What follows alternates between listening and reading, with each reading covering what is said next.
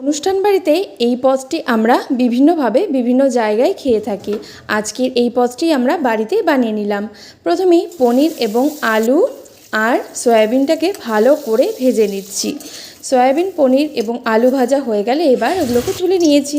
এবার কড়াইয়ের মধ্যে তেল দিয়ে ফোড়নে দিয়ে দিচ্ছি তেজপাতা, পাঁচফোড়ন, জিরে বাটা, আদা বাটা, কাঁচা লঙ্কা, হলুদ, লবণ এবং গুঁড়ো লঙ্কা সব কিছুকে ভালো করে এবার জল দিয়ে কষিয়ে নিচ্ছি।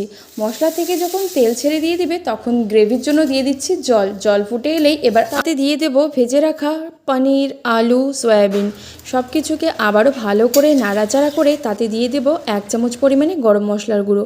আবারও নাড়াচাড়া করে তাতে দিয়ে দেব চাপা খুলে আবার নাড়াচাড়া করে এতে নামানোর আগে দিয়ে দিচ্ছি 1 চামচ পরিমাণে ঘি দেওয়ার পর 2 মিনিট ফুটিয়ে নিয়ে নামিয়ে নিচ্ছি। তৈরি কিন্তু হয়ে গেল একদম অনুষ্ঠান বাড়ির মতো এই সুস্বাদু পদের রেসিপিটি।